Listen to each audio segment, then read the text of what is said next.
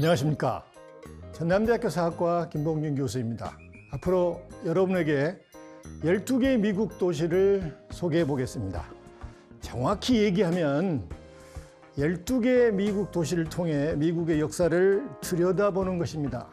12개 미국 도시를 통해서 미국의 역사를 살펴본다. 좀 색다른 시도이죠. 그래서 가능하면 미국 역사의 시대적인 전개와 어느 정도 맞물린 도시들을 선정했습니다. 다음으로는 그 도시가 갖는 지역에 대한 대표성입니다.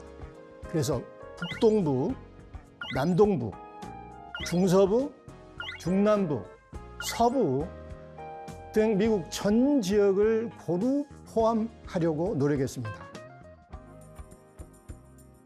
이번 미국의 도시 강의를 통해서 단편적으로 알았고 때론 추상적으로 알고 있던 미국 문명과 그 정체성의 퍼즐을 하나씩 맞춰가는 기회가 되길 바랍니다. 첫 도시가 어디인지 궁금하시죠? 만약 여러분이 저에게 미국의 역사와 문화를 가장 잘 보여주는 도시 하나만 소개해달라면 저희 선택은 보스턴입니다. 미국 사람들은 스포츠에 열광적이죠. 가장 미국적인 스포츠가 무엇일까요? 미식 축구, 아메리칸 풋볼입니다. 보스턴에 연고지를 둔 미식 축구팀이 페이트리어츠, 구단명이 예시하듯이 독립전쟁 기간 보스턴 애국자들에 대한 자부심을 그대로 드러내고 있습니다. 미합중국의 역사는 영국이 식민지에서 독립한 후 시작했습니다. 그래서 독립전쟁은 미국의 정체성을 이해하는 데 매우 중요합니다. 도대체 무엇 때문에 미국은 당시 세계 최강의 국가였던 모국 영국의 품을 떠나 독립을 하고자 했을까? 그것이 자유와 평등이라는 계몽주의적 이데올로기의 산물인가? 아니면 영국의 조세 정책에 대한 반발 등의 경제적 이유 때문인가도 학자들마다 해석이 다양합니다. 그만큼 미국 독립을 보는 시각은 이후 미국의 문명을 재단하는 아주 중요한 시작점이라는 것입니다. 독립으로 가는 길에 가장 많은 사건이 터졌고 가장 중요한 역할을 했던 곳이며 가장 미국적인 도시로 거듭난 곳이 바로 보스턴이기 때문입니다.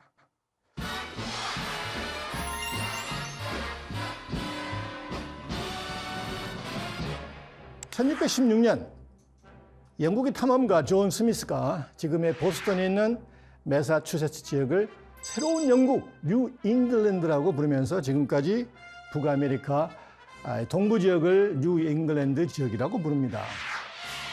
그 지역의 핵심 타운이 보스턴이었죠. 보스턴이란 이름은 새로이 지은 것은 아닙니다.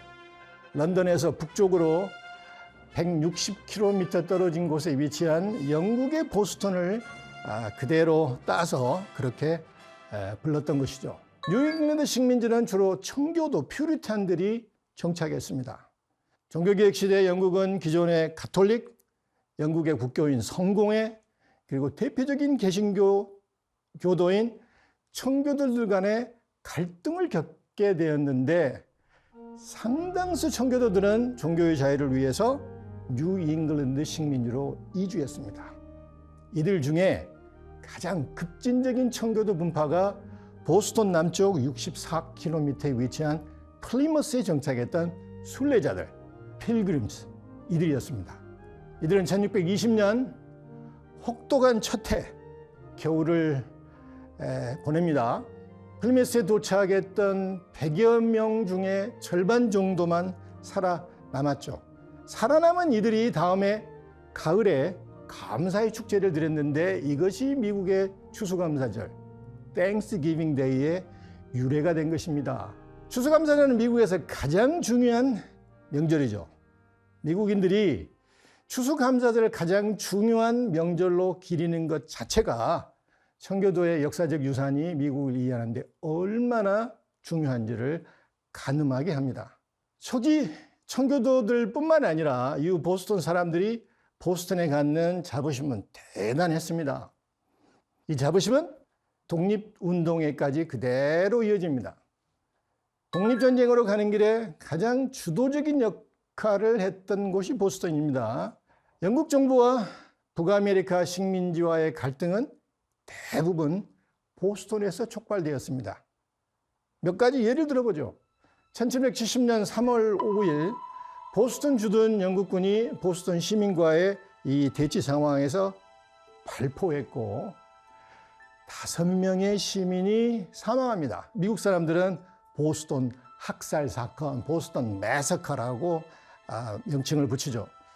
1773년 12월 16일에는 미국의 독립으로 가는 결정적인 사건이 보스턴에서 발생합니다.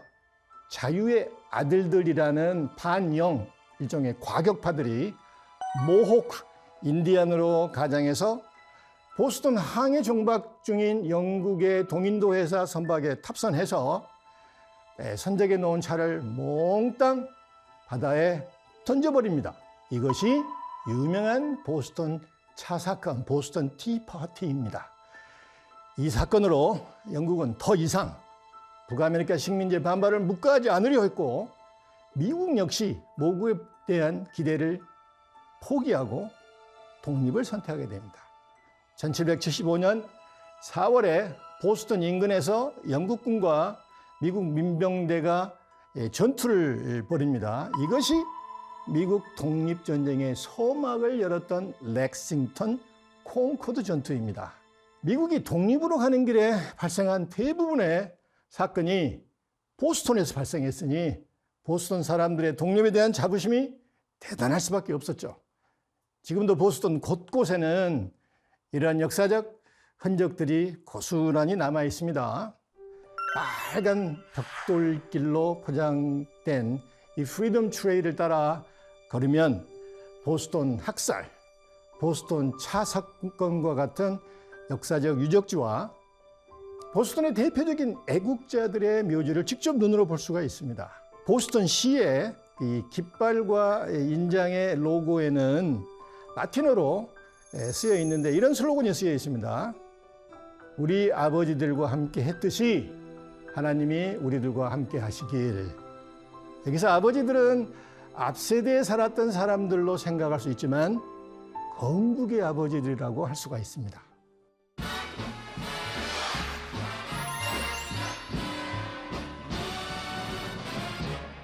보스턴은 청교도의 성지로 출발했다고 했죠.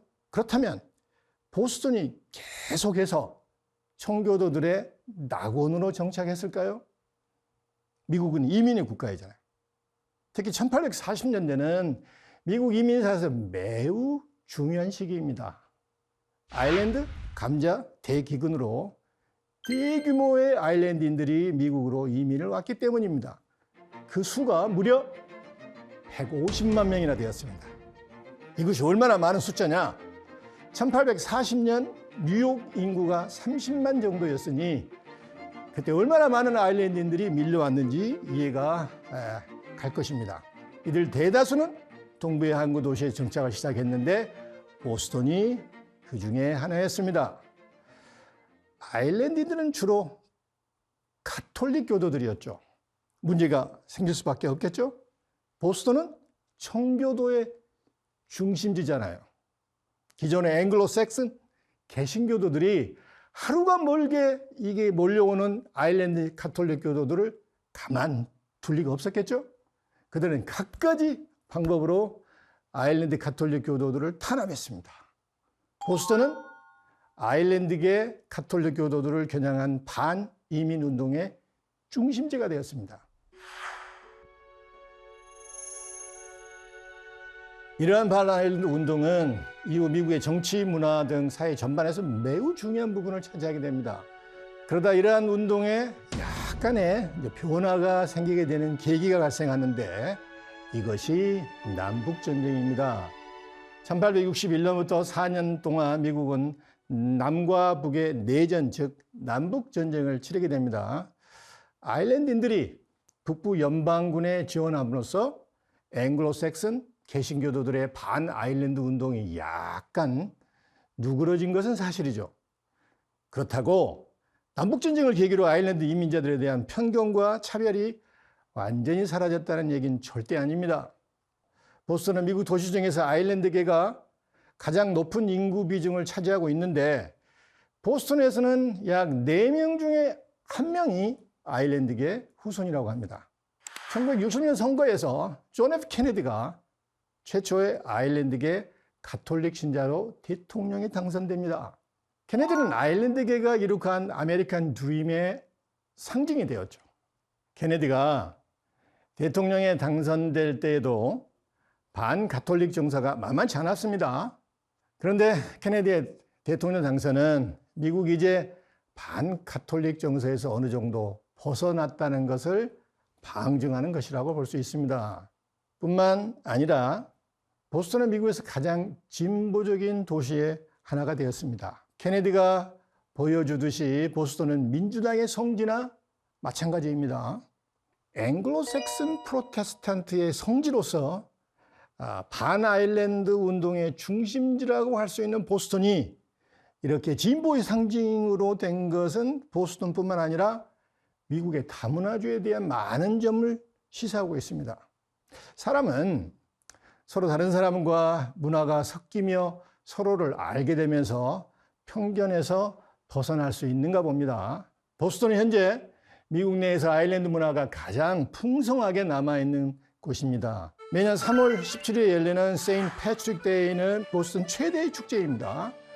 아일랜드의 상징인 녹색 의상을 입고 다채로운 퍼레이드 등 온갖 행사로 일주일 내내 보스턴은 축제의 도가니에 빠져듭니다.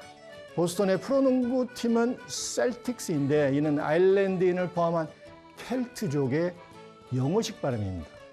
그만큼 아일랜드계를 배려한 구단의 이름이라고 할 수가 있죠.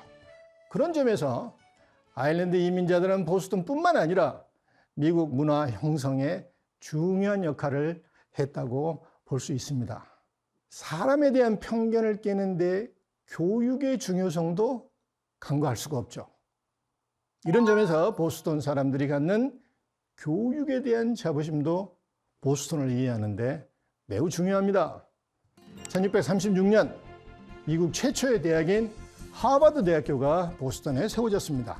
존 하버드라는 청교도 목사에 의해 청교도 교육을 위해 세워진 하버드를 시작으로 MIT, 즉 매사추세츠 공과대학, 그리고 보스턴 대학교와 터프스 대학교 등 세계 최고 수준의 대학 및 연구소들이 보스턴에 위치합니다.